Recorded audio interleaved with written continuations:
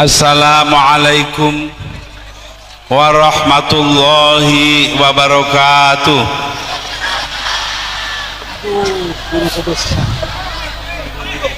Bismillah walhamdulillah wassalatu wassalamu ala rasulillah Sayyidina Muhammad ibn Abdullah sallallahu alaihi wasallam wa ala alihi wa sahbihi wa man tabi'ahu wa nasarahu wa wala wala hawla wala quwwata illa billah.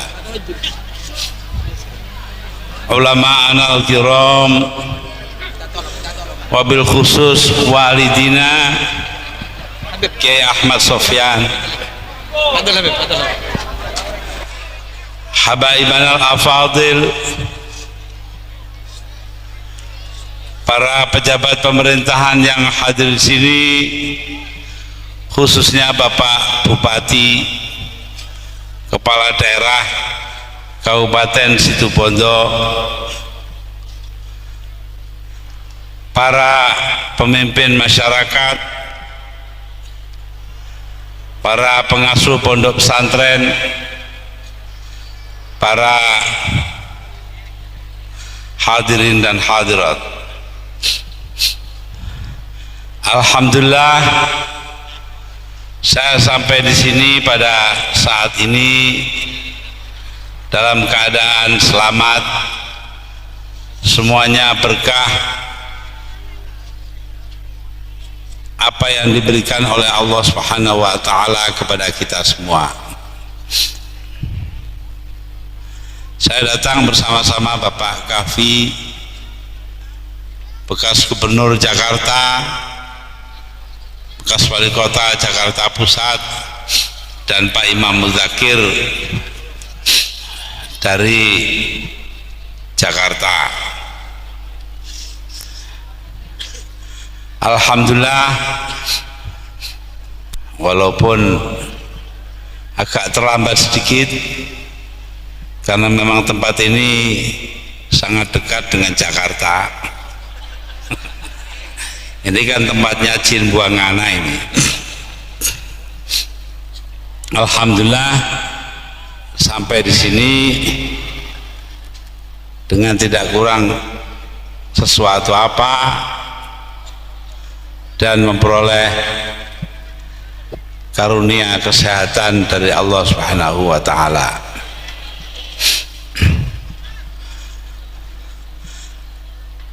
Kali ini saya datang kemari tidak untuk tujuan kampanye. Ini belum kampanye. Kalau kampanye kayak apa? Ya ini kan baru pemanasan.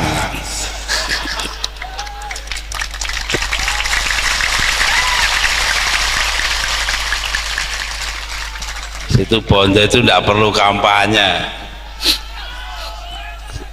serahkan saja kepada ulama di sini, beres. Ya apa tidak? Ini bukti semuanya itu karena kecintaan rakyat Situbondo kepada Nahdlatul Ulama. Karena apa yang dikatakan oleh Allah Subhanahu wa taala di dalam kitab suci Al-Quranul Karim, Bismillahirrahmanirrahim, innama yakhsyallaha min ibadihil ulama, bahwasanya yang paling takut kepada Allah di antara hamba-hambanya adalah ulama. Karena itu terus terang saja, kalau orang-orang Situbondo mencintai ulama itu tidak aneh, karena orang-orang Situbondo memang mengikuti apa yang disabdakan oleh Allah Subhanahu wa taala. Di sini ini tidak ada tukang copet, yang ada cuma guyu.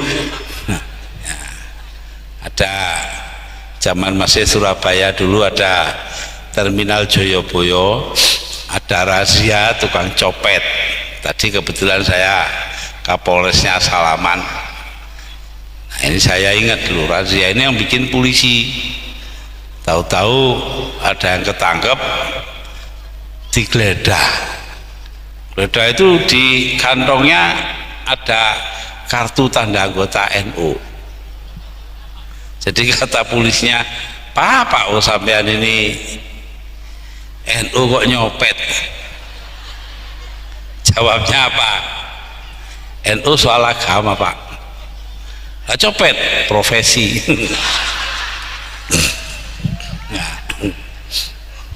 Nah ini lah ya wis copet gak gelem NU tambah nemen.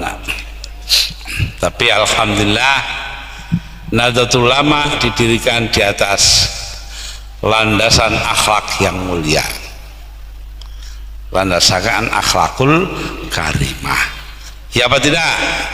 Oh, itu karena itulah dikatakan al ulama warasatul anbiya, para ulama adalah ahli warisnya Nabi. Apa hanya yang diwaris? Wah, Nabi kabeh melarat itu. Mana ada Nabi yang kaya? Tidak ada. Ya. Nah, jadi Nabi itu semua melarat. Nabi kita Nabi Muhammad Sallallahu Alaihi Wasallam waktu meninggal itu hanya meninggalkan babut babut bolong KHP itu loh. Ya itu saking ikhlasnya, kalau punya apa-apa dikasihkan orang yang lebih kurang. Beliau merasa kekayaan yang ada ini tidak untuk diri sendiri, tidak untuk keluarganya, melainkan untuk kepentingan orang banyak. Itu. Ini yang diambil oleh para ulama dari dulu. Karena itu ketika ulama-ulama ini mau diorganisir, maka dicari namanya. Akhirnya ketemu di dalam kitab Syarhul Hikam, syarahnya kitab Hikam dari Imam Athaillah As-Sakandari dari Iskandaria atau Alexandria. Itu loh ada dulu Menteri Riset. Nah, nanti juga tidak tahu sudah di sini apa belum. Nah, ada ya yang namanya Muhammad Athaillah Shahibul Hikam loh, MAS Hikam. Siapa MAS Hikam itu? Muhammad Athaillah, namanya Muhammad Athaillah, imam yang ngarang kitab itu, yang mempunyai Shahibul Hikam, Syarah Hikam loh. Nah itu dipakai nama oleh Kiai Abdul Fattah Plumpang untuk putra beliau. Ya ini Mas Hikam yang ada di sini. Ya, enak uang jenenge kitab. Ya baru ini ya. Untung tidak dinamai takrib. Nah, ketika dicari-cari dapatlah nama untuk organisasi ulama itu, perkumpulan ulama tersebut. Di sana ada ungkapan kata Imam Athaillah Shahibul Hikam, yaitu la tashab man la yunhiduka ilallahi haluhu wala yadulluka ilallahi maqaluh. Jangan ditemani, jangan jadikan guru orang yang perilakunya tidak membangkitkan kamu kepada Allah dan kata-katanya tidak menunjukkan kepada Allah. Loh, siapa orang yang tingkah lakunya membangkitkan kita kepada Allah dan kata-katanya menunjukkan kita kepada Allah? Yaitu ulama. Loh itu yan hiduka, yang membangunkan, membangkitkan. Nah dicari masdar atau asalnya itu nahdoh. Karena itu organisasi yang didirikan tahun 1926 itu dinamai Nahdlatul Ulama, kebangkitan para ulama.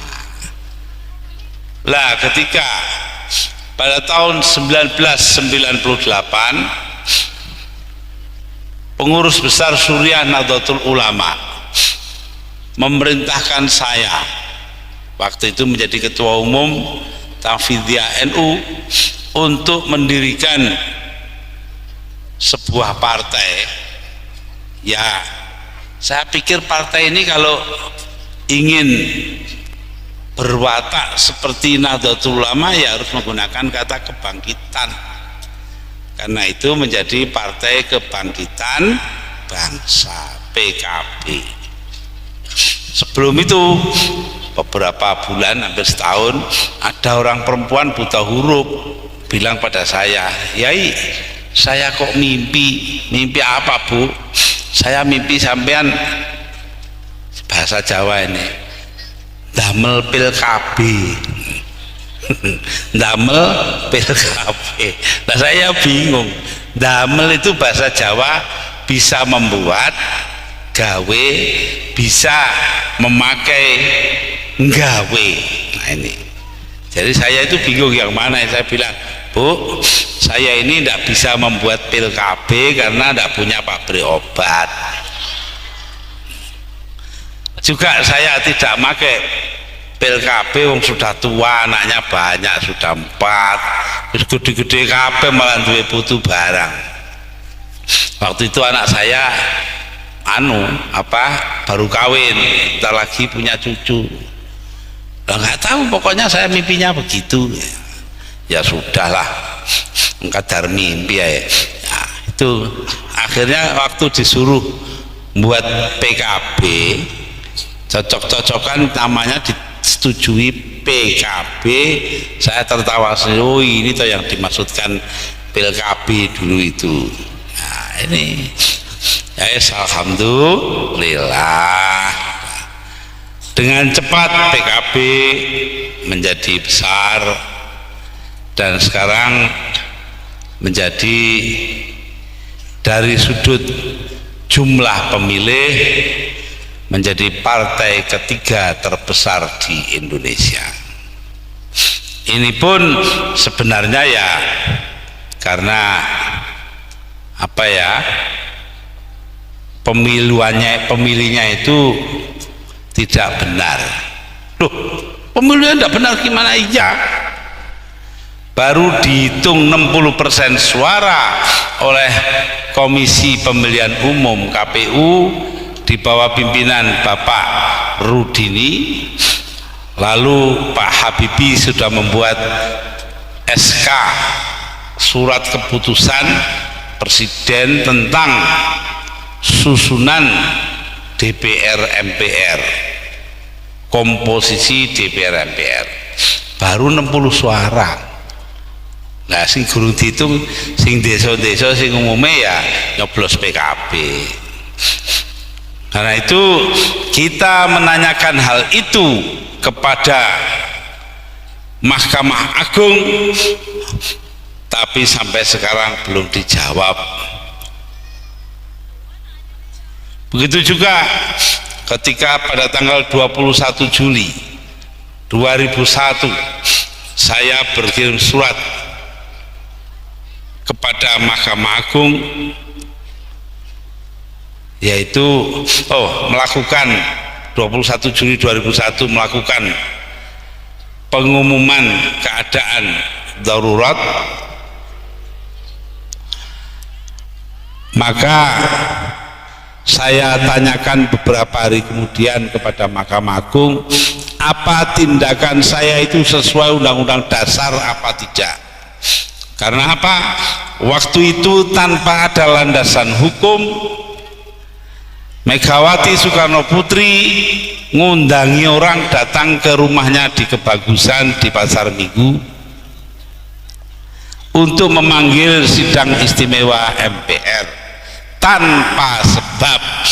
Nah ini menurut penafsiran saya melanggar Undang-Undang Dasar.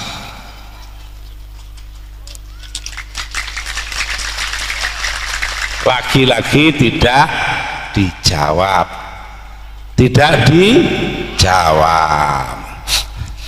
Kemudian saya kirim surat. Saya waktu itu memerintahkan Kapolri S. Bimantoro dan Panglima TNI Widodo AS untuk menangkap 15 orang yang melanggar Undang-Undang Dasar, juga tidak dilakukan, padahal Presiden yang merintah. Apa ini melakukan tindakan insubordinasi, melanggar perintah apa tidak? Juga tidak dijawab. Ini 3 sudah pelanggaran konstitusi. Datang yang keempat, yaitu pemerintah sekarang menaikkan harga BBM. Ini sebenarnya kalau penafsiran saya, menaikkan harga tanpa menaikkan pendapatan itu artinya melanggar konstitusi. Mengapa demikian? Karena konstitusi atau undang-undang dasar kita menyatakan negara harus memenuhi kebutuhan hidup orang banyak. Di dalam undang-undang dasar kita disebutkan memenuhi hajat hidup orang banyak. Nah, kalau naikkan harga tanpa menaikkan pendapatan artinya melanggar undang-undang dasar. Yang kelima, pemerintah mengadakan divestasi Indosat, menjual Indosat kepada pihak lain, apalagi pihak lain itu adalah sebuah negara sak cilik, yaitu Singapura. Singapura hanya berpenduduk 3 juta orang, Indonesia 204 juta, kayak selilit Nah, dibuatlah sebuah perusahaan di sana namanya Singapore Technology and Telecommunication, STT. 50% sahamnya pemerintah Singapura, 50% free tax dari Israel. Jadi artinya Indosat ini menyangkut penjualan saham kepada orang luar, padahal Indosat ini mengoperasikan atau melaksanakan satelit Palapa. Di dalamnya ada kode-kode intelligence kita. Jadi dengan demikian dia juga membahayakan hajat hidup orang banyak di negeri ini, akan keselamatan bangsa. 5 ini tidak ada yang dijawab oleh Mahkamah Agung karena Mahkamah Agungnya pengecut.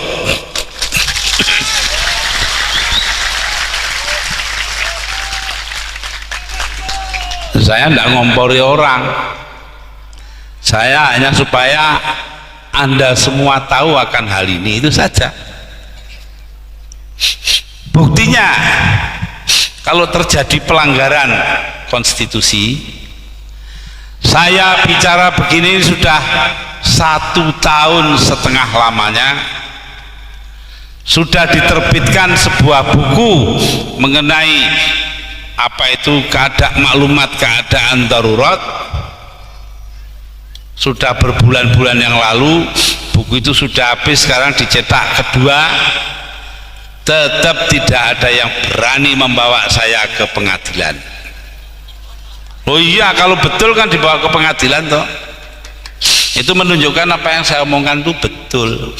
Sebab menuduh pemerintahan adalah melanggar konstitusi adalah sebuah tindakan hukum yang dapat dihukum kalau tidak benar.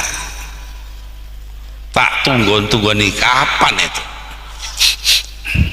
Ya, enggak pernah. Sama saja. Ketua MPR Profesor Dr. Amin Rais adalah penipu.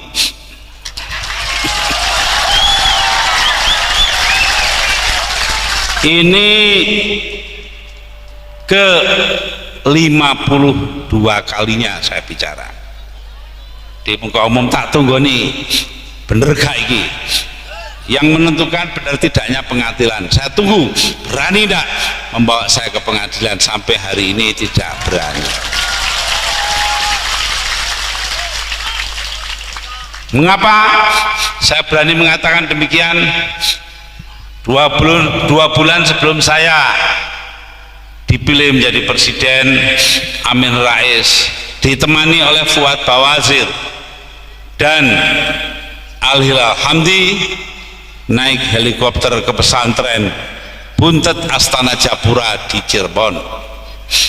Di sana berkumpul 60 orang kiai besar-besar didatangkan oleh Amin Rais, dan dia meminta kepada para ulama itu melalui kata-kata kepada Kiai Abdullah Abbas, pengasuh pondok pesantren tersebut, Kiai, kira-kira lo ya, Mbok Gus Dur itu disuruh jadi calon presiden. Kiainya jawab, nanti dalam 2 bulan sampean lengserkan. Lalu dia katakan, wallahi tidak akan mungkin itu terjadi. Panjang lebar, ya memang enggak 2 bulan, 20 bulan kemudian. Nah, artinya apa? Dia melanggar sumpahnya sendiri, janjinya sendiri. Lah orang melanggar sumpah atau janji itu kan penipu toh? Ah, itu. Di mana-mana saya bilang begitu enggak berani jawab. Ada orang lain juga begitu, Wakil Presiden Hamzah Has. Saya bilang ini ke 39 kalinya. Jadi saya sudah pidato di mana-mana. Tidak hanya begini saja Pak Hikam, sudah di mana-mana. 39 kali saya mengatakan bahwa Pak Hamzah Has berada di belakang teroris.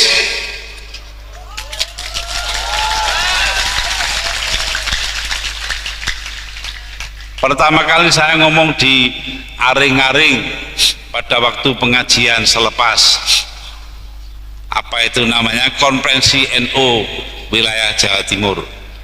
Ya, di situ saya katakan saya sangat terkejut ketika Wakil Presiden Hamzah Has menyatakan prihatin terhadap peledakan bom di Bali. Loh, kenapa kok cuma prihatin? Tidak berani mengutuk. Jangan-jangan saya bilang orang di belakang pemboman itu adalah temannya Hamzah Has.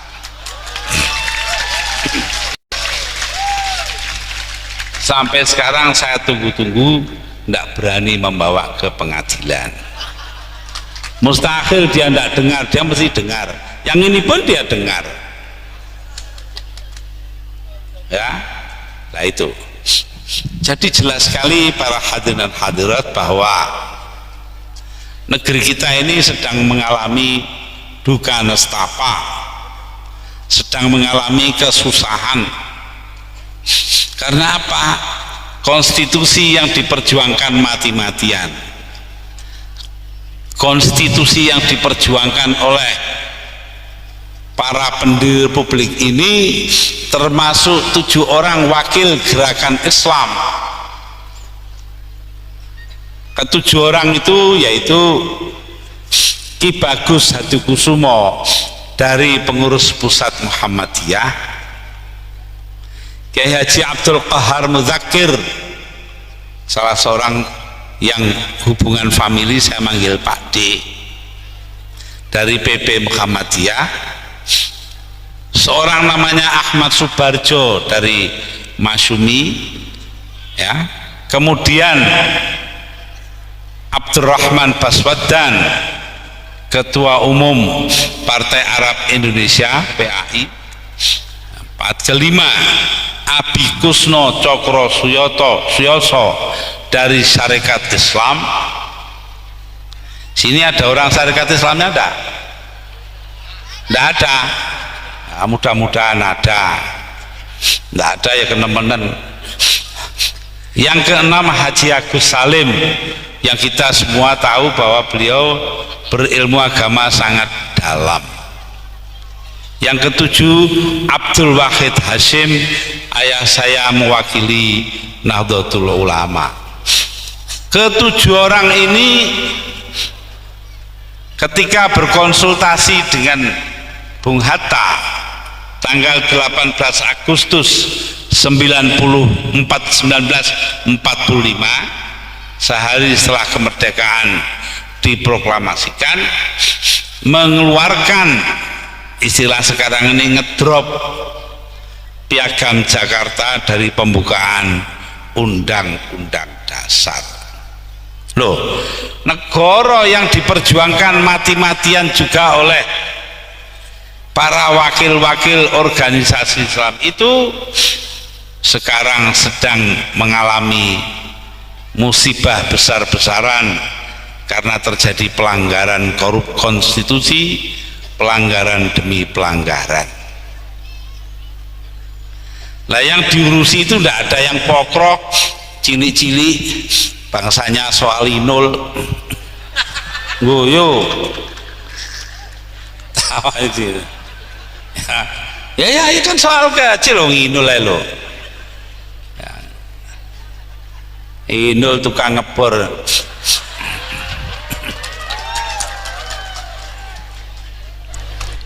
Nah, karena itulah pelanggaran demi pelanggaran, kebohongan demi kebohongan,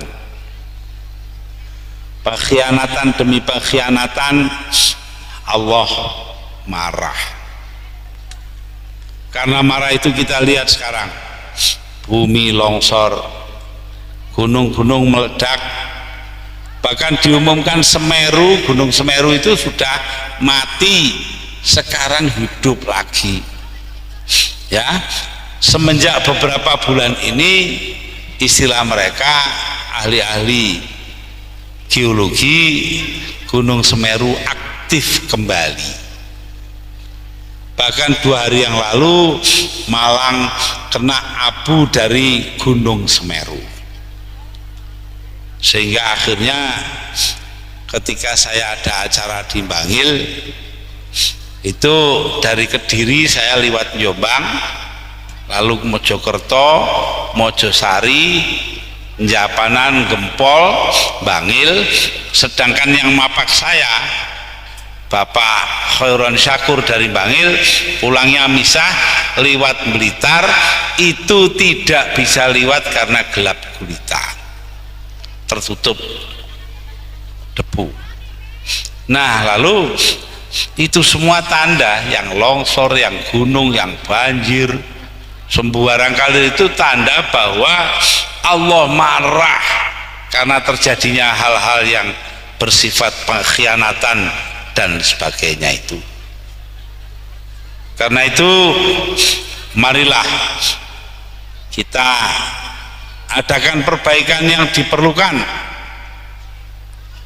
dan nanti dalam pemilihan umum atau pemilu yang akan datang memilih pihak yang tepat, yang benar-benar memperjuangkan kepentingan rakyat.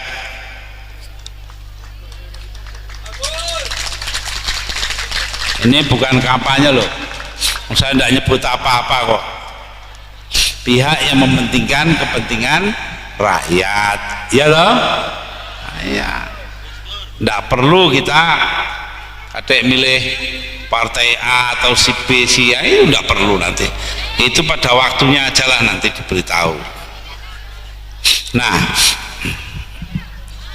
ini akibat daripada situasi seperti itu. Musibah demi musibah. Kalau dikatakan Al-Quranul Karim, Bismillahirrahmanirrahim, ma asobakum min musibatin fabima kasabat aidikum wa ya'fu an katsirin. Musibah yang menimpa diri kalian tidak lain adalah buah kerja tangan kalian sendiri. Loh, kalian tuh orang banyak. Nah, di dalamnya termasuk gombal-gombal yang melanggar konstitusi. Nah, karena hal itulah maka kita kena musibah demi musibah. Namun, ini namun ya, walaupun demikian Allah tetap akan memaafkan kita. Wa ya'fu an katsirin, Allah memaafkan sebagian besar pekerjaan itu.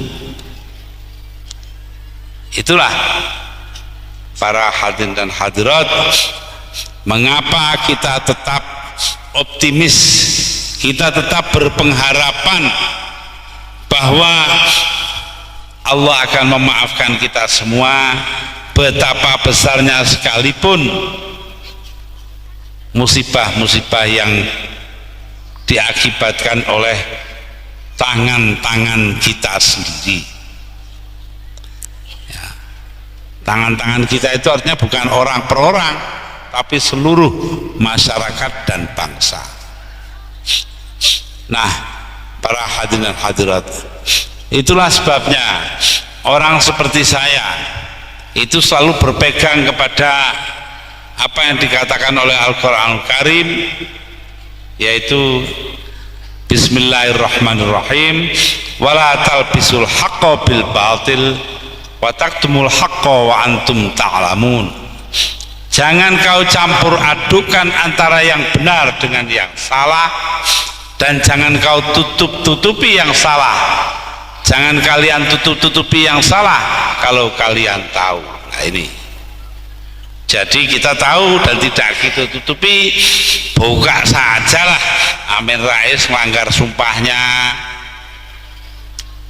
terjadi pelanggaran konstitusi, Hamzahas di belakang teroris, belak-belakan saja.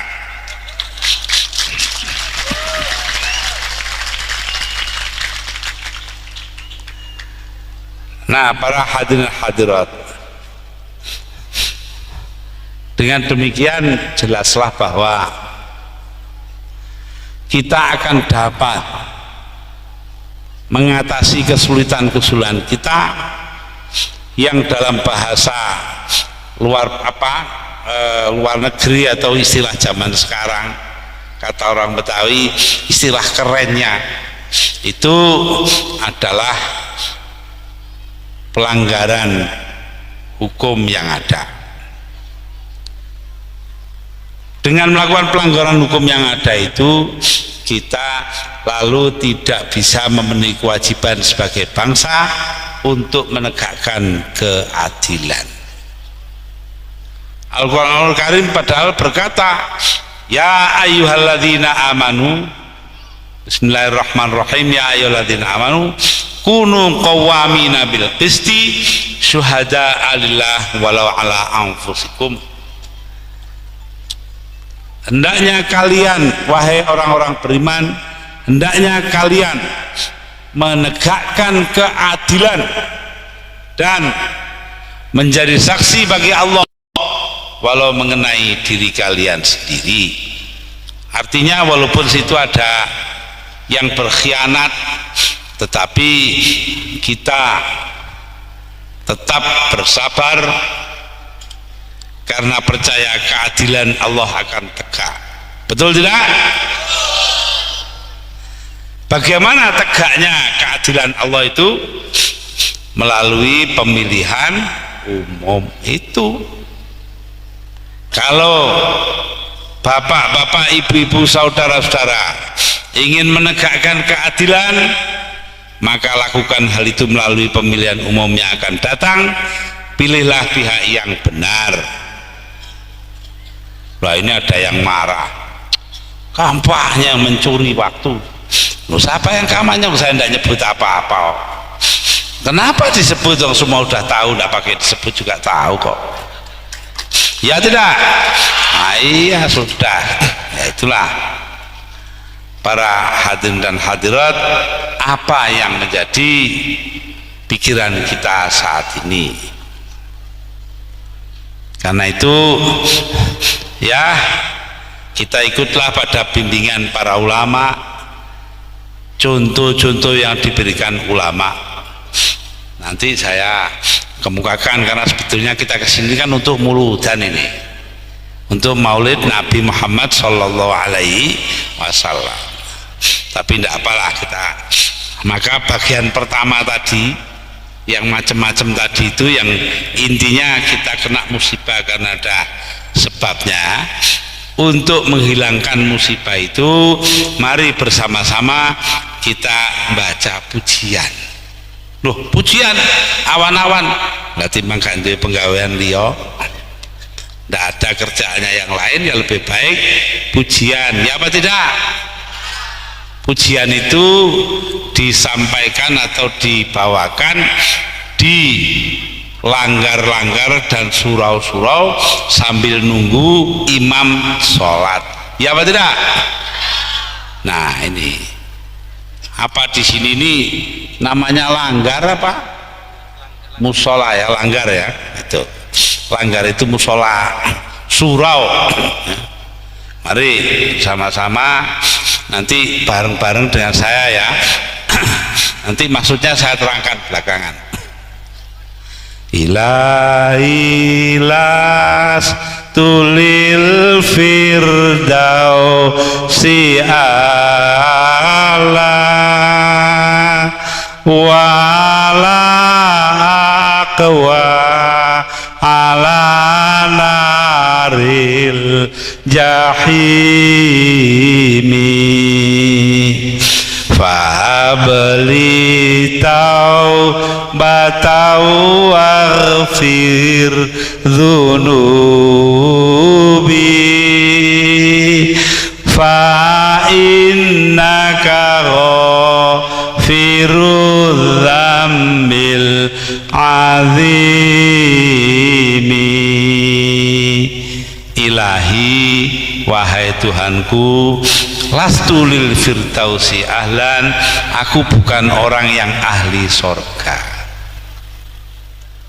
wala aqwa ala naril jahimi, dan aku tidak kuat api neraka. Loh, kenapa? Tidak kuat api neraka tapi bukan ahli surga? Siapa orang mana? Orang situ Bondo. Ya, tapi sebagai orang NU, sebagai orang PKB, maka ada jalan ketiga. Fahabli taubatan, maka berikan kepadaku kemampuan bertobat. Fa innaka, dan ampuni dosa-dosaku. Waghfir dzunubi, fa innaka ghafirudz dzambil azimi, karena sesungguhnya engkaulah yang paling dapat memberikan ampun atas dosa-dosa yang besar. Ada kesempatan bertobat ini ya, tapi tobat yang bener, jangan tobatnya wong lata itu. Ada yang jatuh tobat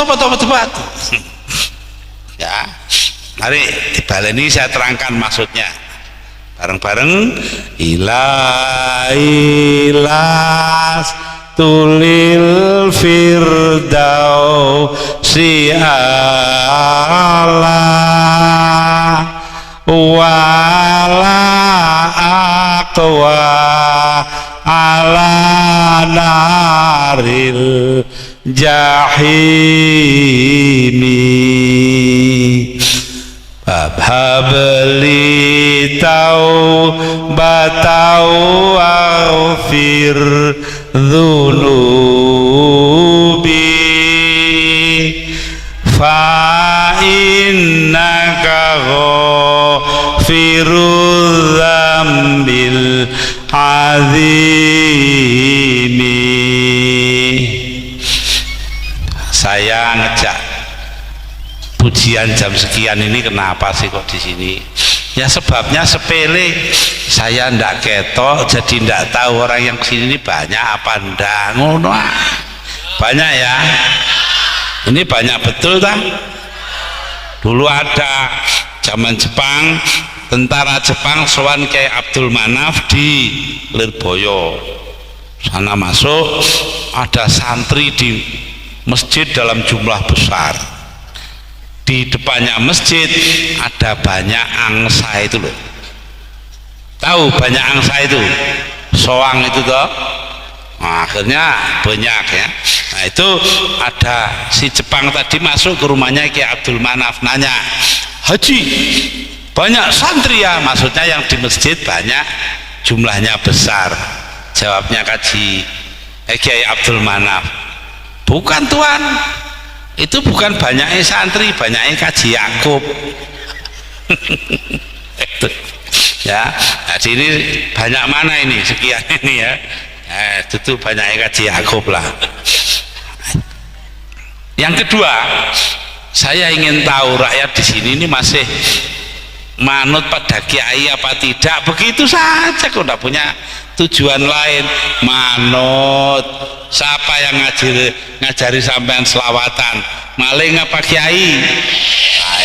Aku wis ngono, sudah tercapai dua tujuan, wis kari mulai.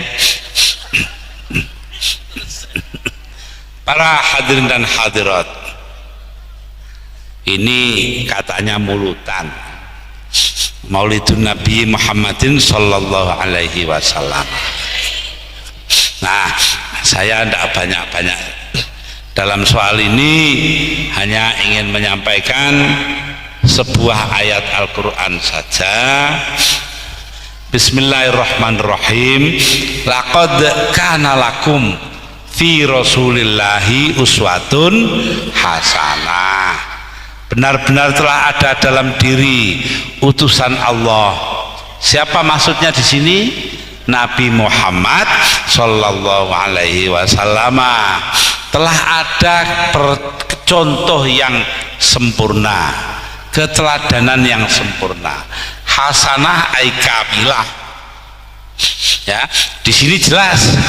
Kalau tidak jelas nanti akibatnya bisa dimarahi orang. Ada yai itu sampai tidak berani ndonga. Robbana atina fid dunya hasanah wa fil akhirati hasanah wa qina adzabannar. Kenapa dia ndonga begitu? Robbana atina fid dunya hasanah wa fil akhirati hasanah wa qina adzabannar. Pulang-pulang dimarahi mertua perempuan. Kampungan kamu. Diam aja dia. Masa sudah saya kasih Mbak Yunya jadi istri kamu, masih minta hasanah. Masih hidup dua-duanya ini, yainya juga masih hidup, tapi mertuanya sudah meninggal. Ini. Nah, jadi hasanah di sini sempurna. Bagi siapa keteladanan sempurna itu? Liman kana yarjullah, bagi orang yang mengharapkan ridho Allah. Mengharapkan ridhonya siapa? Allah, ya. Tidak mengharap ridhonya orang lain. Nah, ridho Allah ala ridhol walidain katanya. Ridhonya Allah itu tergantung kepada ridhonya kedua orang tua. Karena itu kita tidak boleh ngelawan kedua orang tua. Ini contoh. Nah, jadi ridho yang dicari. Ridho itu kerelaan, bahasa Indonesianya itu. Ada orang punya madrasah, dijawab, ditanya, sampai ini madrasahnya ini apa statusnya itu, hukumnya atau kedudukannya? Disamakan? Oh enggak pak. Diakui? Enggak pak. Didaftar? Enggak pak. Lah kok semua tidak, itu lalu apa? Diridhoi pak. Enek sekolah diridhoi. Ya ini ya boleh saja, tapi jangan status sekolahnya diridhoi. Buat yang betul lah, disamakan, diakui atau didaftar, terdaftar. Nah, yang kedua, bagi orang yang mengharapkan hari kebahagiaan, hari akhirat, wal yaumal akhir ay yarju yaumal akhir, ingin kebahagiaan akhirat. Apa kebahagiaan akhirat itu? Yaitu surga. Itu orang hidup ini kan inginnya surga, itu sudah. Karena itu Al-Quran mengatakan, ya, bismillahirrahmanirrahim, mayyabtaghi ghairal islami dinan fala yuqbala minhu wa huwa fil akhirati minal khasirin. Barang siapa mengambil selain Islam sebagai agama, fala yuqbala minhu, amal perbuatannya tidak diterima Allah. Ini munggu wong Islam, ya terserah Allah mau terima apa tidak, tapi kita menganggap begitu. Wa fil akhirati minal khasirin, dan orang itu di akhirat kelak akan menjadi orang yang merugi. Merugi itu artinya tidak memperoleh surga itu. Nah, para hadirin dan hadirat, yang ketiga, ya, yang ketakukan zikir sebanyak mungkin artinya sangat mempertimbangkan kekuasaan Allah, ya. Nah, zikir itu ada zikir lafzi, la ilaha illallah, la ilaha illallah, nah, itu zikir lafzi. Astagfirullahaladzim, astagfirullahaladzim, astagfirullah, itu zikir lafzi. Tapi ada zikir fi'li.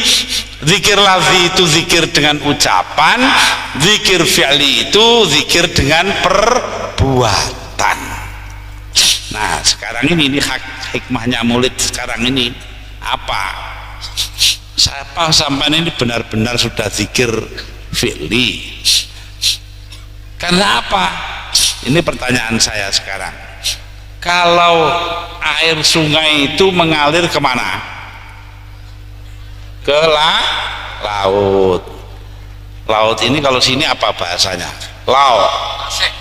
Tase. Oh, tase. Nah, laut itu utara ya. Iya. Karena saya orang Jawa, ya, nggak ngerti bahasa sini, bahasa Madura. Alhamdulillah ada bahasa nasional, bahasa Indonesia. Kalau nggak ada hubungan saya dengan sampean, nggak ngerti satu sama lain. Nah, ada orang situ Bondo itu belajar di Australia, belajar kimia, nggak jarang pakai bahasa itu, ngomong nggak pernah. Rumus-rumus ditulis di papan tulis atau di kertas sampai lulus jadi doktor. Lah ngurus tiket mau pulang, tiket pesawat terbang, kartu pesawat terbang, ditanya sama pegawai universitas, when will you go back to your country? Kapan kamu akan kembali ke negeri kamu? Jawabnya, montak mande ya Tuesday. Lah ini apa ada monnya barang ini repot ya. Nguyu ini tahu ngalami tak ya. Nah, kalau air itu sampai ke laut kemudian dipanaskan oleh matahari menjadi uap air. Uap air naik ke atas menjadi apa? Awan, ya toh. Jok megalo muring-muring kok jadi awan. Awan didorong angin sampai ke gunung. Ke atas gunung pendinginan terjadi. Di atas gunung kan selalu dingin lalu jadi apa? Air hujan. Lah air hujan itu separuh masuk sungai lagi, ke laut lagi, begitu mupeng. Tapi ada yang diserap bumi, diserap oleh tanah. Lah penyerapan itu terjadi kalau ada akar-akar. Lah akar ini hanya akan hidup kalau ada pohonnya, ya apa tidak? Apa pernah dengar akar tanpa pohon? Engko lek padha karo pemimpin gak duwe akar ngono iku. Jenenge pemimpin jenggot. Yaitu akarnya malah di atas. Tunduk pada atasan loh, itu akarnya. Mestinya tidak berakar di bawah. Nah, akar ini perlu pohon.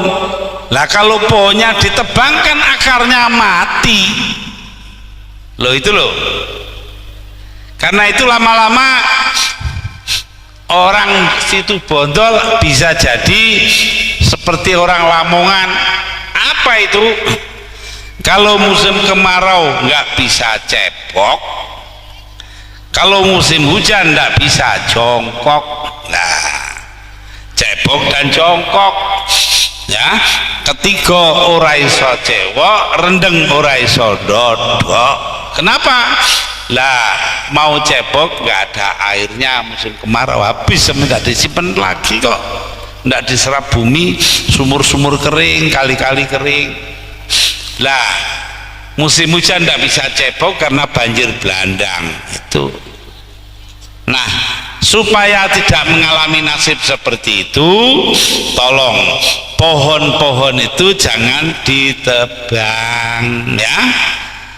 Harus ada perencanaan dalam penebangan pohon. Nah, pohon yang sudah ada itu tolong supaya ditanam kembali loh, ditanam kembali. Ini NU cabang Garut itu setelah peristiwa longsor di Mandalawangi, semua getun menyesal. Akhirnya sekarang Pemda membagi tiap MWC atau kecamatan itu NU diberi 2 hektar tanah untuk penghutanan kembali. Lalu Perhutani dan Universitas Pajajaran itu diajari caranya menanam pohon yang baik, dan Pemda tingkat 1 menyediakan bibitnya lah ini. Tapi ya sayangnya begitu kok, setelah longsor. Ada di Tuban. Tuban ini Kabupaten Tuban, NU cabang itu kerjasama dengan pihak Perhutani mengadakan tanaman sela di pohon-pohon, karena di sana tanahnya kapur, memerlukan tanaman sela seperti itu. Entah berapa ratus hektar itu. Mboknya di sini bisa ditiru hal semacam itu. Kebetulan ada Pak Bupati, ada pengurus NU, wes rundingan kono, betul tidak? Ya sudah. Jadi karena itu saya harapkan semuanya jangan angger-angger, asal-asal saja nebang pohon, agar supaya kita ini benar-benar bisa zikir fi'li yang baik. Ya inilah hikmah yang ingin saya tarik dari peristiwa Maulid Nabi kali ini. Hadirin dan hadirat, ini sudah sore, sudah waktunya kita menjelang maghrib, maka harus kita tutup. Saya tutup ini dengan sebuah syairan.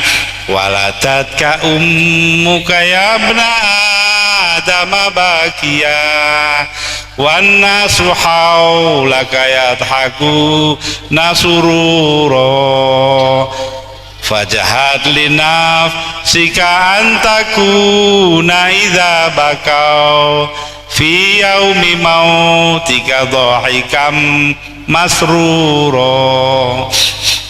Engkau lahir wahai anak Adam. Siapa itu anak Adam? Manusia. Engkau lahir, ketika itu engkau menangis, tidak ada bayi lahir wah. Wanasu haulaka yadhakuna surura, manusia sekelilingmu tertawa gembira karena engkau lahir dengan selamat. Fajhat li nafsika, maka usahakan bagi dirimu ya, pada hari kematianmu ketika mereka menangisi engkau, dhahika masrura, engkau sendiri tertawa gembira melihat surga loh ya. Sudah, ini saja yang saya kemukakan. Mudah-mudahan kita semua diberi umur panjang, diberi keselamatan, anak-anak yang soleh-solehah, dan diberi rezeki yang banyak. Demikian, maka kita akan doa. Saya disuruh dungo, dungonya pendek saja, yaitu dungonya Sunan Ngampel.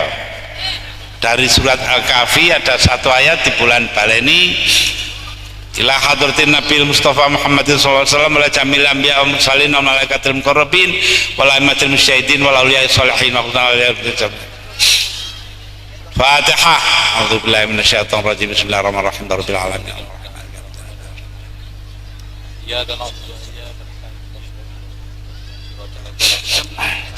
Rabbana atina min ladunka rahmatan wa hayyi lana min amrina rasyada. Rabbana atina min ladunka rahmatan wa hayyi lana min amrina rasyada. Rabbana atina min ladunka rahmatan wa hayyi lana min amrina rasyada. Wa sallallahu ala sayyidina Muhammad. Wassalamualaikum